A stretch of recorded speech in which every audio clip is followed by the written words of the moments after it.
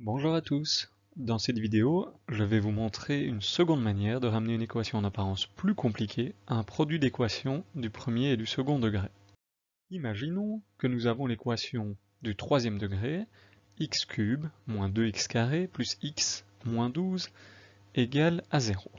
La première étape consiste à identifier une racine évidente par essai-erreur. Nous allons remplacer x dans le polynôme par différents nombres candidats pour tester s'ils correspondent à des racines du polynôme. C'est-à-dire voir si le polynôme est égal à 0 lorsqu'on remplace x par la valeur du nombre candidat. Ici, les nombres candidats sont les diviseurs du terme indépendant du polynôme. Ici, moins 12.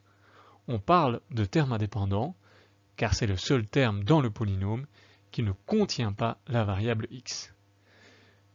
Les diviseurs de moins 12 sont donc, dans notre cas, plus ou moins 1, plus ou moins 2, plus ou moins 3, plus ou moins 4, plus ou moins 6 et plus ou moins 12. Nous allons tester un par un les nombres candidats. Commençons par le plus simple, le nombre 1. 1 est-il racine du polynôme?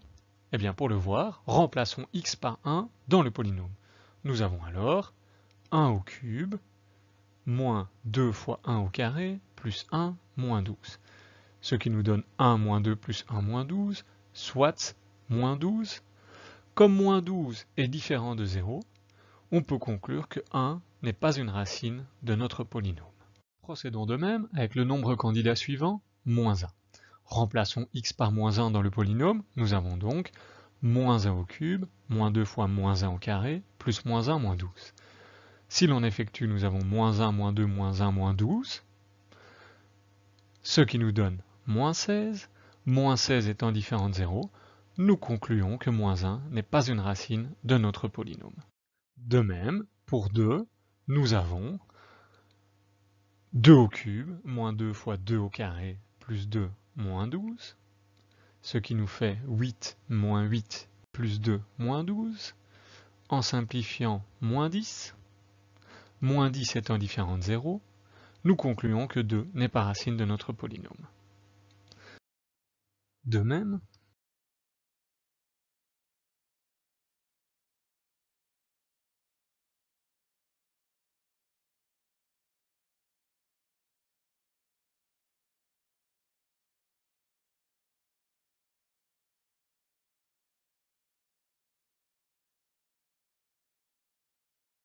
continuons avec le nombre candidat suivant, 3.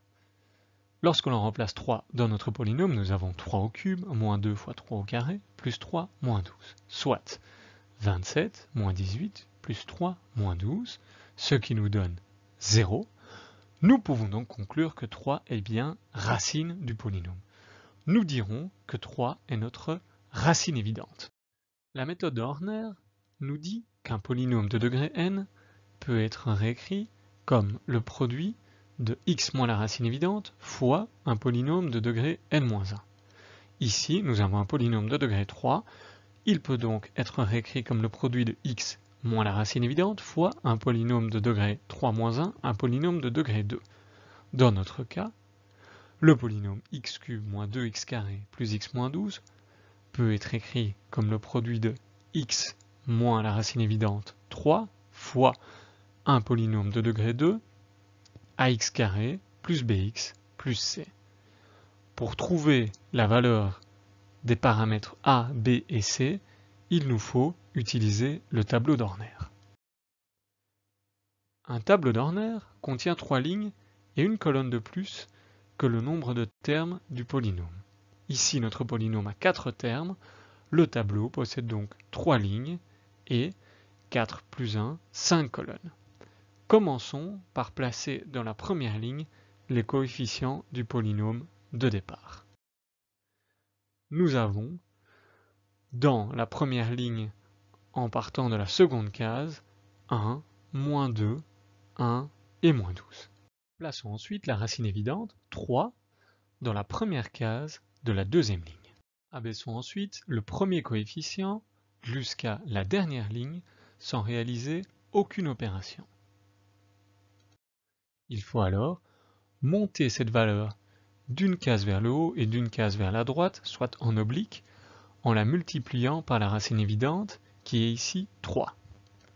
Nous avons donc 1 fois 3, soit 3.